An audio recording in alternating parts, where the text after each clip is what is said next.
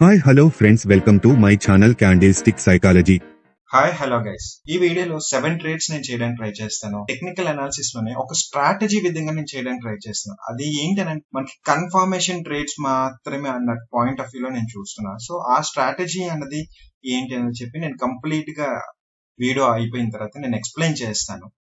అంటే చూడండి, every candle మనం అనాలిసిస్ చేసి ఆ నెక్స్ట్ క్యాండిల్ అన్నది ప్రిడిక్ట్ చేయడం అన్నది కాకుండా ఇందులో కేవలం ఓన్లీ వన్ స్ట్రాటజీ ప్రకారంగా, అంటే చూడండి, కన్ఫర్మ్ ట్రేడ్స్ మాత్రమే చేసుకోవడానికి చాలా మంది నన్ను అడుగుతుంటారు కాబట్టి, సో దానికోసం అని చెప్పి నేను ఎక్కడ ట్రేడ్ చేసినా సరే అది ఆ స్ట్రాటజీ అయితే మాత్రమే ట్రేడ్ చేయడానికి నేను ట్రై చేస్తాను.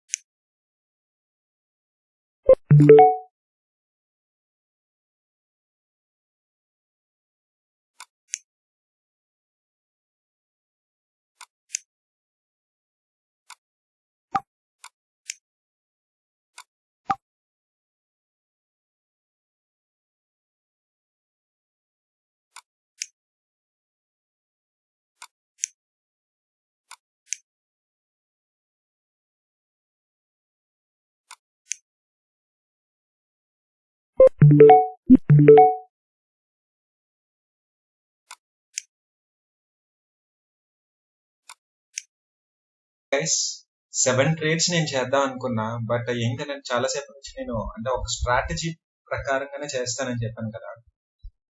ఇవన్నీ ఆపర్చునిటీ ఇచ్చింది, కానీ ఇది చాలా సేపు నుంచి నేను వెయిట్ చేస్తున్నా, బట్ ఆపర్చునిటీ అయితే నాకు ఇవ్వలేదు.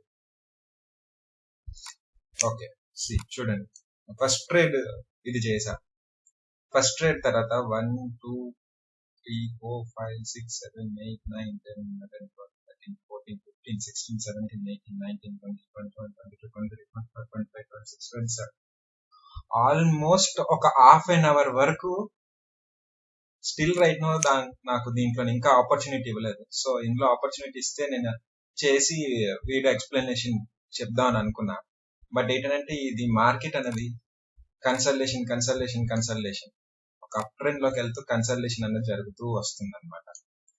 ఓకే, ఎనీవే, ఈ క్యాండిల్ తర్వాత నెక్స్ట్ క్యాండిల్ అనేది నేను చూసి దాన్ని బట్టి ట్రేడ్ ఆపర్చునిటీ ఉంటే తీసుకుంటా, లేదు అని అంటే మాత్రం ఎక్స్ప్లెనేషన్ చెప్తాను. ఈ క్యాండిల్ అనేది కన్ఫర్మ్ చేసిన తర్వాత నేను చెప్తాను.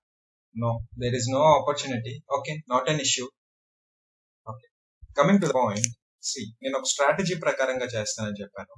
So what is the strategies? Confirmations అనమాట. కన్ఫర్మేషన్ ట్రేడ్ మాత్రమే నేను చేద్దాం.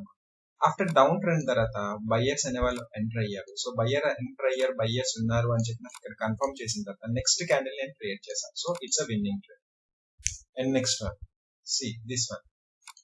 ఆఫ్టర్ మార్కెట్ అనేది డౌన్ సైడ్ ఫాలో అయిన తర్వాత ఇక్కడ ఉన్న సపోర్ట్స్ లెవెల్ ప్రకారంగా బ్రేక్ చేసుకొని వచ్చింది. ఓకే, సెల్లర్స్ ఎంటర్ అయ్యారు. నెక్స్ట్ కన్ఫర్మేషన్ క్యాండిల్ చూసుకొని నేను ఎంటర్ అయ్యా. So this one is the winning opportunity. Strong గా బయ్యర్స్ ఎంటర్ అయ్యారు. ఆఫ్టర్ కన్ఫర్మేషన్ ఇచ్చిన తర్వాత నేను ఇక్కడ ఎంటర్ అయ్యాను.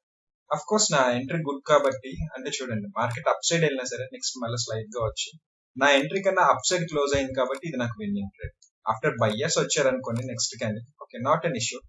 బట్ కన్ఫర్మేషన్ అంటే ఇది మాత్రమే నేను చేద్దాం అనుకున్నాను. స్ట్రాటజీ ఏంటంటే ఈ స్ట్రాటజీ కన్ఫర్మేషన్ క్యాండిల్ వస్తే నెక్స్ట్ క్యాండిల్ నేను బయ్యింగ్ ఆర్ సెల్లింగ్ అనేది నేను చూసుకొని తీసుకుందాం అనుకున్నాను.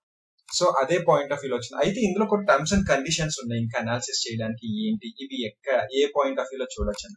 సెల్లర్స్ ఎంటర్ అయ్యారు. ఆఫ్టర్ కన్ఫర్మేషన్ క్యాండిల్ చూసాను. నెక్స్ట్ ట్రేడ్ అనేది నేను ఎంట్రీ తీసుకున్నాను. సెల్లర్స్ ఎంటర్ అయ్యారు. ఇక్కడ 2 క్యాండిల్స్ తర్వాత నెక్స్ట్ క్యాండిల్ కన్ఫర్మేషన్ నేను చూసుకున్నాను. రీజన్ ఏంటంటే ఈ క్యాండిల్ క్లోజ్ అయిన తర్వాత నేను నెక్స్ట్ క్యాండిల్ కన్ఫర్మేషన్ చూసుకొని అప్పుడు నా ఎంట్రీ అనేది ఇక్కడ ఉన్నది చూడండి. ఈ క్యాండిల్ లో నేను తీసుకున్నాను. కన్ఫర్మేషన్ క్యాండిల్ దీని కింద కన్సిడర్ చేశాను.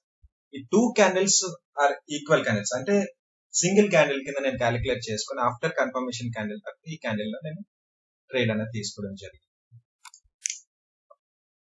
అండ్ దిస్ వన్, ఇది నాది losing trade. Why? Because here is the consultation way. Market అనేది అప్ సైడ్ వచ్చిన తర్వాత ఇక్కడ ఒక లెవెల్ కూడా ఉన్నది. ఓకే, ఎనీవే, బట్ నేను కన్ఫర్మేషన్స్ మాత్రం చూసుకొని చేస్తాను అన్నాను కాబట్టి కన్ఫర్మేషన్స్ చూసుకొని చేశాను. బట్ ఇందులో ఉన్న లాజిక్ కూడా నేను చెప్తాను చూడండి. After buyers entry, after strong buyers entry, so buyer అనేవాడు వస్తారు కదా అని పాయింట్ ఆఫ్ వ్యూలో నేను తీసుకున్నాను. ఇక్కడ నా ఎంట్రీ అనేది లేట్ అయింది. నా ఎంట్రీ కానీ కొంచెం లిటిల్ బిట్ లో అయితే నాకు ఇది ప్రాఫిట్ అవుతుంది. But it's a wrong scenario. ఇందులో నేను ట్రేడ్ తీసుకుందాం అనుకున్నాను, బట్ నాకు ఎక్కడ ఆపర్చునిటీ అనేది ఇవ్వలేదు. రైట్ ఆపర్చునిటీ అనేది నాకు ఇవ్వలేదు. సో నేను 7 అనేది నేను చేయలేకపోయా, 6 అనేది చేశాను. అంటే అనాలిసిస్ చేసి చెయ్యొచ్చండి. ఎవ్రీ క్యాండిల్ లో చూసుకొని ఓకే ఎక్కడ ఆపర్చునిటీ ఉన్నదని ఆ పర్స్పెక్టివ్స్ తీసుకొని అయితే ఓన్లీ స్ట్రాటజీ ప్రకారంగానే, అంటే అనాలిసిస్ చేసేటప్పుడు అయితే నాకు జస్ట్ 5 minutes లో కూడా అయిపోతుంటది, లేదనంటే 10 minutes or 15 minutes. నేను ఇది మాత్రం దేనికి చెప్పానంటే, నేను ఇక్కడున్న దానికి చూడండి ఇన్ని క్యాండిల్స్, అంటే చూడండి నేను ఇప్పుడు మీకు ఇందులో ఏంటంటే లాగ్ ఎక్కువ ఉంటది కాబట్టి దాన్ని ఎడిటింగ్ లో నేను కట్ చేసేస్తాను. ఇప్పుడు ఈ ట్రేడ్ అయిన తర్వాత నెక్స్ట్ ఈ ట్రేడ్ ఎక్కడ జరిగిందో అది మాత్రం నేను రికార్డ్ చేస్తాను. నెక్స్ట్ ఈ ట్రేడ్ ఎక్కడ జరిగిందో అది మాత్రం నేను రికార్డింగ్ చేస్తాను. మీరు బహుశా వీడియో చూస్తూ వెంటనే తీసేసుకుంటున్నాను అని అనుకుంటారేమో.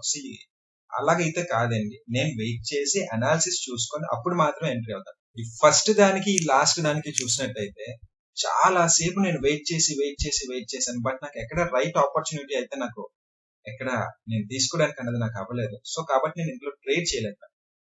రీజన్ ఏంటంటే మార్కెట్ లోని ఎన్ని స్ట్రాటజీస్ ఏమున్నా సరే మార్కెట్ అక్కడ జరుగుతున్న వే ప్రకారంగా అనాలిసిస్ చేసి మనం తీసుకుంటే బెటర్ గా మనకి ఆపర్చునిటీ అనేది బెటర్ గా వస్తుంది.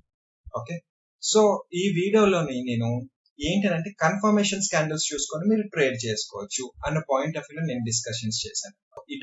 ఈ స్ట్రాటజీ మీకు నచ్చిన, ఇటువంటి స్ట్రాటజీస్ మీకు ఇంకా కావాలన్నా సరే నా ఛానల్ ని లైక్ చేయండి, at the same time subscribe చేసుకోండి. నెక్స్ట్ షేర్ చేయండి. మీకు ఇంకేమైనా డౌట్స్ ఉంటే ఏదైనా కాన్సెప్ట్ మీద కానీ మీకు ఏమైనా కావాలని అనుకుంటే నాకు కామెంట్ సెక్షన్ లో పిన్ చేయండి. సో నేను దాన్ని బట్టి కూడా ప్రిపేర్ చేస్తాను. ఐ హోప్ నేను చెప్పిందంతా మీకు అర్థమైంది అనుకుంటాను. All the best and take care.